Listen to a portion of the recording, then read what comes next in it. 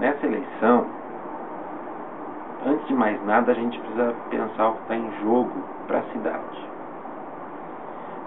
A nossa cidade, em São Paulo, ela vive um processo de transição. Não adianta pensar mais São Paulo com um olhar ou com a cabeça de 10 ou de 15 anos atrás. Nós vivemos num país diferente e numa cidade que é muito diferente.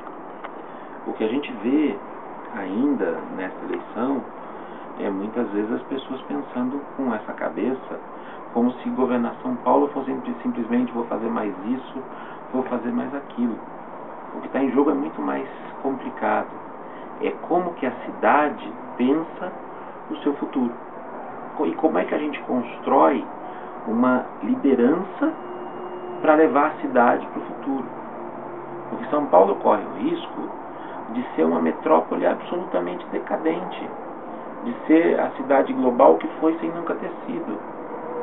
Por quê? Porque o quadro todo da nossa cidade hoje é de o que eu chamo de desurbanismo, é uma destruição sistemática da cidade. O que opera essa destruição sistemática da cidade? É o fato de que ela é governada hoje apenas para atender interesses do capital, por um lado, e interesses da preservação política de outro. Então eu vou fazer X hospitais, isso, aquilo, mas não porque o hospital faz parte de um projeto de uma cidade com a saúde melhor. É porque isso vai me dar mais voto aqui nessa região e na outra não vai. Né? E ninguém vai pensar o que faz com os reais problemas da cidade de São Paulo. Então ninguém vai ter ninguém consegue produzir dentro do campo mais conservador uma proposta. O que faz com a Marginal Tietê? O que faz com a 25 de março? O que faz com os rios da cidade? O que faz com a juventude da cidade? O que faz com a periferia da cidade? A gente não vê hoje, no campo conservador, a capacidade de produzir alguma proposta significativa para isso. A falência dos 8 anos da gestão Serra e Kassab mostra claramente isso. Eles saem do governo, um governo que fez o quê? Que não pensou a cidade, fez a cidade parar no tempo. Por que eu acho que o Haddad tem condições de liderar esse processo?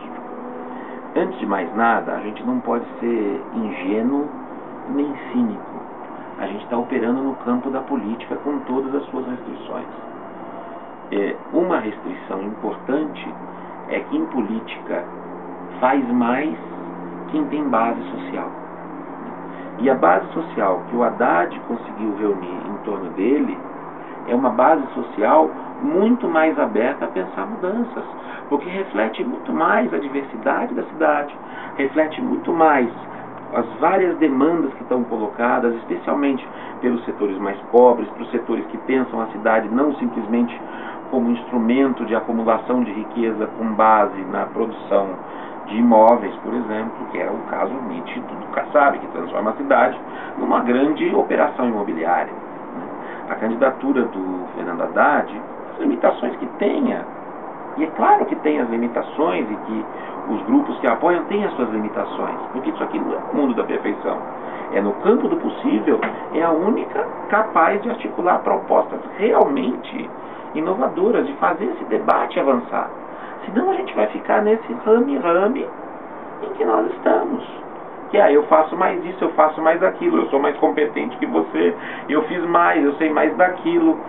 Isso não vai levar a lugar nenhum. Isso é um engodo. E o que a gente está vendo? Quando a gente anda pela cidade, quando a gente conversa com as pessoas na cidade, é que cada vez mais tem essa clareza de que essa cidade não pode continuar sendo administrada como uma caverna do Pleistoceno. Quer dizer, isso aqui tem que ser tratado como uma cidade que é um grande centro mundial de negócios, por um lado, mas também é um espaço onde vivem 11 milhões de pessoas no centro de uma região de 20 milhões de pessoas, uma macrometrópole maior ainda do que isso, e que é a liderança do país e da América Latina. Portanto, essa cidade tem que ser pensada, o prefeito da cidade tem que pensá-la como líder. A gente não precisa de um síndico, a gente precisa de um líder. Um líder é alguém que tem capacidade para pensar coisas novas.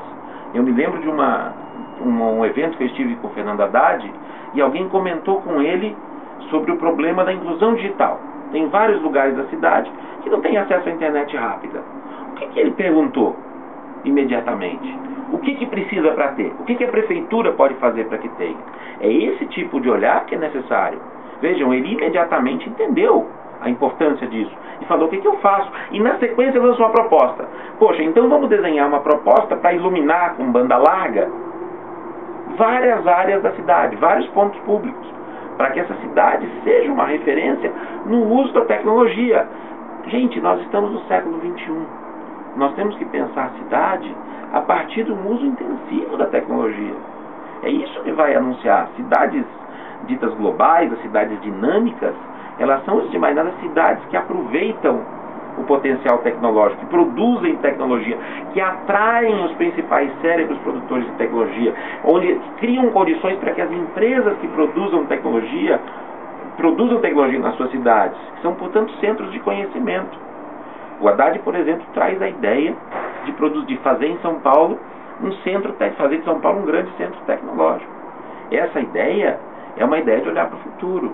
É muito diferente de fazer obrinha aqui e acolá, porque isso interessa para os de sempre, que vão ganhar as mesmas obrinhas de sempre. Nós estamos falando aqui de levar a discussão da cidade para um outro patamar.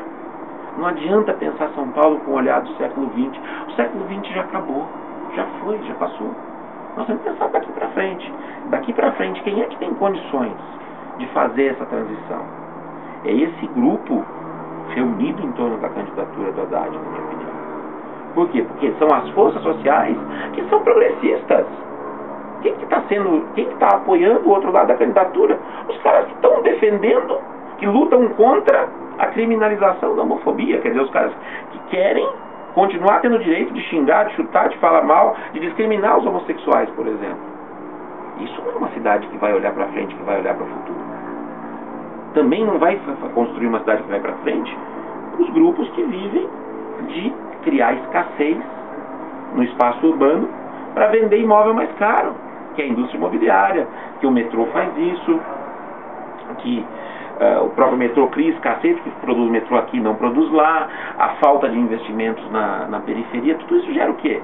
Gera escassez. Para quê? Para valorizar imóvel. Isso vira negócio. A prefeitura não pode ser essa bancada de negócios em que ela se transformou, e vocês viram todos o escândalo que teve do cara lá da prefeitura que aprovava as obras e comprou, não sei, centenas de imóveis. Seguramente ele não é uma peça isolada nesse tabuleiro, faz parte de um jogo maior que a gente tem que interromper. Agora, estou dizendo aqui que com isso os próximos 4 anos vão ser anos maravilhosos na cidade de São Paulo. Não vão ser. São Paulo chegou num nível de colapso tal que vai levar muito tempo para ser revertido. Muito tempo. Nós temos o colapso do transporte, nós temos o colapso da segurança pública, um crime organizado cada vez mais dentro das entranhas do Estado, o crime organizado agora começando a se envolver nas eleições aqui na região metropolitana de São Paulo. Daqui a pouco está chegando aqui. Nós temos o colapso da saúde, nós temos um atraso enorme na educação. Isso nós não vamos reverter em 4 anos, nem posso prometer isso, nem espero que ninguém prometa. Agora, nós temos que imediatamente desses 4 anos, criar um novo ambiente na cidade, que é um ambiente de uma cidade que está se voltando para o futuro, que está encarando seus problemas na raiz, que não está olhando para trás e para o passado, uma cidade que não quer o preconceito, uma cidade que quer ser uma cidade aberta, que atrai a gente, que atrai investimento, que atrai conhecimento de todo mundo. E para isso a gente precisa realmente votar nessa eleição, e quem consegue ter um arco de alianças mais progressista, mais inovador e mais capaz de captar os anseios dos grupos mais variados da cidade, e especialmente, é claro, daqueles mais pobres e mais vulneráveis. É por essas coisas que eu acho que a gente não tem alternativa que não seja em votar na comunidade.